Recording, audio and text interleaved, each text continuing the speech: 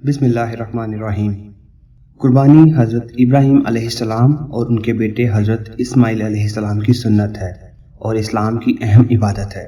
قربانی ہر صاحب نصاب مسلمان پر واجب اور ضروری ہے، لیکن اس اہم عبادت کے بہت سے مسائل و احکام ہیں۔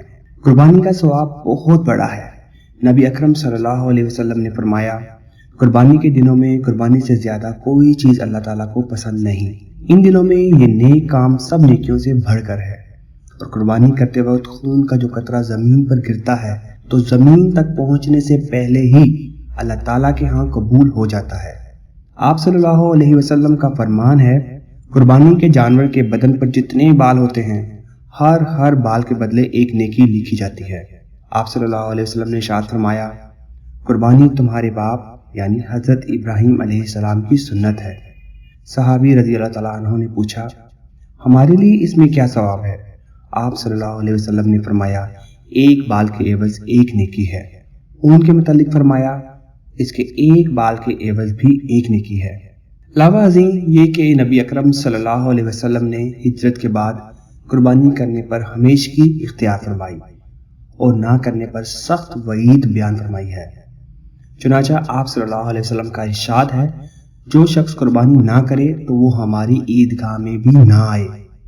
قربانی کے واجب ہونے کی 3 شرائط ہیں: مسلمان ہونا، مقیم ہونا اور اتنا نصاب کا مالک ہونا کہ جس کی وجہ سے قربانی واجب ہو جائے، یعنی اس کے پاس رہائشی مکان، کھانے پینے کا سامان، استعمال کے کپڑوں اور روزمرہ استعمال کی دوسری چیزوں کے علاوہ 52.5 تولہ چاندی کی مالیت کا نقد روپیہ، مال تجارت یا دیگر سامان ہو تو اس پر قربانی واجب ہوگی۔ اس پر سال کا گزرنا ضروری نہیں ہے، اور قربانی کا رکن اس جانور کا ذبح کرنا ہے جس کا جواز شریعت سے ثابت ہو۔ وہ عورت کہ جس کے پاس 1-2 تولہ سونا اور چاندی یا نقد روپیہ ہو تو اس پر بھی قربانی واجب ہوگی۔ اس بارے میں مفتی حضرات کی طرف ضرور رجوع کیجیے۔ قربانی کی عبادت صرف 3 دن یعنی ذی الحج کی 10ویں، 11ویں اور 12ویں تاریخ ہے، البتہ پہلے دن کو کرنا افضل ہے۔ قربانی کرتے وقت زبان سے نیت کرنا ضروری نہیں، صرف دل ہی میں قربانی کی نیت کر لینا کافی ہے، البتہ زبان سے کہہ لینا بہتر ہے، اور جانور کو قبلہ رخ لٹانے کے بعد ذبح کرنے سے پہلے مسنون دعائیں پڑھیں۔ قربانی کے جانور کو ذبح کرنے کا مقصد خاص اللہ تعالیٰ کی رضا اور تعظیم ہو اور عبادت کے خیال سے ذبح کریں، گوشت کھانے کے مقصد سے یا لوگوں کو دکھانے کی غرض سے نہ کریں۔ اپنی قربانی کو اپنے ہاتھ سے ذبح کرنا بہتر ہے۔ اگر خود ذبح کرنا نہ جانتے ہوں تو کسی اور سے ذبح کرا لیں، لیکن ذبح کے وقت جانور کے سامنے کھڑے رہیں اور بسم اللہ اللہ اکبر کی تلقین کرتے رہیں تاکہ ذبح کرنے والا غلطی نہ کرے۔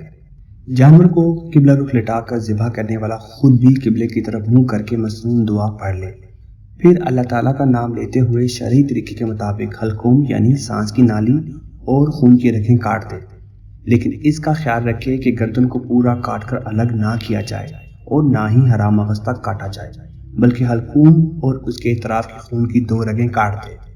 ذبح کرتے وقت اس بات کا پورا اہتمام کیا جائے کہ جانور کو تکلیف کم سے کم ہو۔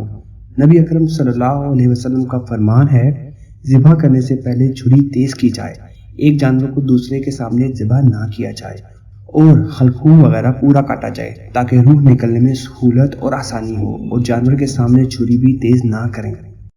قربانی کن جانوروں کی جائز ہے؟ بکرا، بکری، مینڈھا، بھیڑ، دمبا، گائے، بھینس، بھینسا، اونٹ، اونٹنی کی قربانی درست ہے۔ ان کے علاوہ کسی اور جانور کی قربانی درست نہیں۔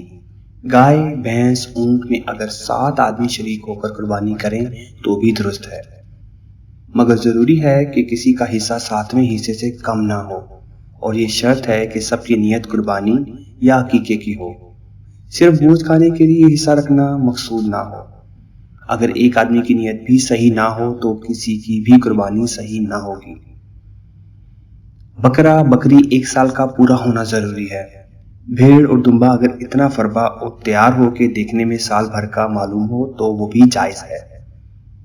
گائے، بیل، بھینس 2 سال کی، اونٹ 5 سال کا ہونا ضروری ہے۔ ان عمروں سے کم کے جانور قربانی کے لیے کافی نہیں۔ اگر جانوروں کا فروخت کرنے والا عمر پوری بتاتا ہے اور ظاہری حالت میں اس کے بیان کی تکذیب نہیں ہوتی اس پر اعتماد کر لینا چاہیے، اور ایسی قربانی جائز ہے۔ جب کسی جانور کی عمر پوری ہونے کا یقین ہو جائے تو اس کی قربانی کرنا درست، ورنہ نہیں۔ اور اگر جانور دیکھنے میں پوری عمر کا معلوم ہوتا ہے مگر یقین کے ساتھ معلوم ہے کہ اس کی عمر ابھی پوری نہیں، تو اس کی قربانی درست نہیں۔ دمبا اور بھیڑ اس حکم سے مستثنا ہے، ان کا حکم اوپر بیان ہو گیا ہے۔ یاد رہے کہ جانور کے دانتوں کو دیکھ کر فیصلہ کرنے میں جلدی نہ کریں، عمر کا لحاظ رکھیں۔ جس جانور کے سینگ پیدائشی طور پر نہ ہو یا بیچ میں سے ٹوٹ گیا ہو، اس کی قربانی درست ہے۔ ہاں، سینگ جڑ سے اکھڑ گیا جس کا اثر دماغ پر ہونا لازم ہے تو اس کی قربانی درست نہیں۔ جو جانور اندھا یا کانا یا اس کی ایک آنکھ کی تہائی روشنی یا اس سے زائد جاتی رہی ہو یا ایک کان تہائی یا تہائی سے زیادہ کٹ گیا ہو تو اس کی قربانی کرنا درست نہیں۔ جو جانور اتنا لنگڑا ہو کہ صرف 3 پاؤں سے چلتا ہے، چوتھا پاؤں زمین پر رکھتا ہی نہیں یا رکھتا ہو مگر اس سے چل نہیں سکتا تو اس کی قربانی درست نہیں۔ اگر چلنے میں چوتھے پاؤں کا سہارا تو لیتا ہے مگر لنگڑا کر چلتا ہے تو اس کی قربانی درست ہے۔ اگر جانور اتنا دبلا ہو کہ اس کی ہڈیوں میں گدا تک نہ رہا ہو تو اس کی قربانی درست نہیں۔ اگر ایسا دبلا نہ ہو تو قربانی درست ہے۔ جانور جتنا موٹا فربا ہو اسی قدر قربانی اچھی ہے۔ جس جانور کا تہائی سے دم وغیرہ زیادہ کٹی ہوئی ہو تو اس کی قربانی جائز نہیں۔ جس جانور کے دانت بالکل نہ ہو یا اکثر نہ ہو اس کی قربانی بھی جائز نہیں ہے۔ خصی جانور کی قربانی جائز بلکہ افضل ہے۔ جس جانور کے پیدائشی کان نہ ہو اس کی قربانی کرنا درست نہیں۔ اگر کان تو ہوں مگر چھوٹے ہوں اس کی قربانی درست ہے۔ جس جانور کے جسم پر خارش ہو تو اگر خارش کا اثر صرف جلد تک محدود ہو تو اس کی قربانی کرنا درست ہے، اور خارش کا اثر گوشت تک پہنچ گیا ہو، وہ اس کی وجہ سے لاغر اور دبلا ہو گیا ہو تو اس کی قربانی درست نہیں۔ اونٹ، گائے اور بھینس کا اگر ایک تھن خشک ہو تو اس کی قربانی تو جائز ہے، لیکن اگر 2 تھن خشک ہو جائیں یا کٹ جائے تو پھر قربانی جائز نہ ہوگی۔ اگر جانور صحیح سالم خریدا تھا پھر اس میں کوئی عیب مانے قربانی پیدا ہو گیا تو اگر خریدنے والا غنی صاحب نصاب نہیں ہے تو اس کے لیے اسی عیب دار جانور کی قربانی جائز ہے، اور اگر یہ شخص غنی صاحب نصاب ہے یعنی اس پر قربانی کا وجوب ہے تو پھر اس پر لازم ہے کہ اس جانور کے بدلے دوسرے جانور کی قربانی کرے۔ جانور پہلے صحیح سالم تھا لیکن ذبح کے لیے لٹاتے وقت عیب دار ہو گیا تو ایسے جانور کی قربانی میں کوئی حرج نہیں بلکہ جائز ہے۔ قربانی کے لیے افضل اور بہترین جانور یہ ہے کہ وہ خصی ہو، خوبصورت ہو اور صحت مند بھی ہو۔ قربانی کے جانوروں کو چند روز پہلے سے پالنا افضل ہے تاکہ اس سے محبت ہو اور پھر اس کی قربانی میں ثواب زیادہ ملے۔ جس جانور میں کئی حصے دار ہوں تو گوشت وزن کر کے تقسیم کیا جائے۔ اندازے سے تقسیم نہ کریں ورنہ کوئی حصہ کم اور کوئی زیادہ ہونے کی صورت میں سود ہونے کی وجہ سے گناہ ہوگا۔ اگر تمام حصے دار ایک جگہ کھاتے ہیں جدا جدا نہیں تو اس صورت میں گوشت تول کر تقسیم کرنے کی ضرورت نہیں۔ اگر ایک جانور میں کئی آدمی شریک ہیں اور سب گوشت کو آپس میں تقسیم نہیں کرتے بلکہ یکجا ہی فقراء و احباب کو تقسیم کرتے ہیں یا کھانا پکا کر ان کو کھلانا چاہتے ہیں تو بھی جائز ہے۔ اگر تقسیم کریں گے تو پھر اس میں برابری ضروری ہوگی۔ افضل یہ ہے کہ قربانی کا گوشت 3 حصے کر کے ایک حصہ اپنے اہل و عیال کے لیے رکھ لیں، ایک حصہ احباب و اعضاء کے لیے رکھ لیں اور ایک حصہ فقراء مساکین میں تقسیم کریں، اور جس کے اہل و عیال زیادہ ہوں تو تمام گوشت خود بھی رکھ سکتا ہے۔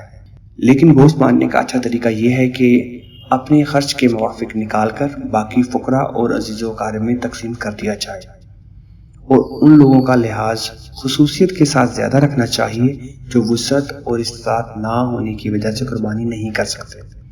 اور یہ جو آج کل ادلا بدلی ہے کہ جہاں سے گوشت ہمارے ہاں آیا اس کے یہاں ہم بھی پہنچا دیں گے ورنہ نہیں، غریبوں کی ضرورت اور حاجت پر نظر نہیں ہوتی، تو یہ بالکل خلاف عقل ہے۔ اگر گوشت کو تقسیم کرنے سے پہلے تمام شرکاء نے برضا و رغبت کچھ تھوڑا بہت صدقہ کر دیا تو یہ جائز ہے۔ کچا گوشت چربی کسائی کو مزدوری میں دینا جائز نہیں۔ قربانی کا گوشت فروخت کرنا حرام ہے۔ مردے کی طرف سے قربانی کرنا درست بلکہ باعث اجر بھی ہے، لیکن اگر کسی نے قربانی کی وصیت کی ہو تو اس صورت میں تمام گوشت کا صدقہ کرنا واجب ہے، ورنہ نہیں۔ جب جانور شرعی طریقے سے ذبح کر لیا جائے تو جانور کے خوب ٹھنڈا ہونے کے بعد کھال اتار لی جائے۔ ٹھنڈا ہونے سے پہلے کھال اتارنا ناجائز اور حرام ہے۔ جانور کی کھال احتیاط سے اتاری جائے، اس میں بے احتیاطی گناہ کا سبب بن سکتا ہے۔ چنانچہ فقہ نے لکھا ہے کہ بے احتیاطی کرتے ہوئے چھری کے ذریعے کھال میں جو سوراخ کرنا یا کھال پر گوشت کا چھوڑنا، کھال اتارنے کے بعد اس کی حفاظت نہ کرنا کہ سڑ کر بیکار یا کم قیمت والا بن جائے، یہ سب امور اسراف اور فضول خرچی میں داخل ہے، جس کی ممانعت قرآن مجید میں ہے۔ قربانی کی کھال اپنے اور اہل و عیال کے استعمال میں لانا جائز ہے، مثلا جائے نماز، کتابوں کی جلد، ڈول، دسترخوان، جراب، جوتا وغیرہ کوئی بھی چیز بنا کر استعمال کی جا سکتی ہے، یہ بلا کراہت جائز ہے۔ یہ بھی جائز ہے کہ کھال یا اس سے بنائی ہوئی چیز کسی کو ہبہ کیا جائے، اگرچہ وہ شخص مالدار اور قریبی رشتہ دار کیوں نہ ہو، لیکن فقراء اور مساکین کو صدقے کے طور پر دینا مستحب اور افضل ہے، واجب اور فرض نہیں۔ ہاں، اگر قربانی کا چمڑا نقد رقم یا کسی چیز کے عوض فروخت کر دیا تو اس صورت میں رقم کی قیمت کا فقراء میں صدقے کے طور پر دینا واجب ہوگا۔ قربانی کے جانور کی رسی اور جھول کو بھی صدقہ کر دینا چاہیے، یہ بھی مستحب ہے۔ قربانی کی کھال کے پیسے مسجد کی مرمت میں یا کسی اور نیک کام میں لگانا جائز نہیں، بلکہ کسی غریب کو اس کا مالک بنا دینا چاہیے۔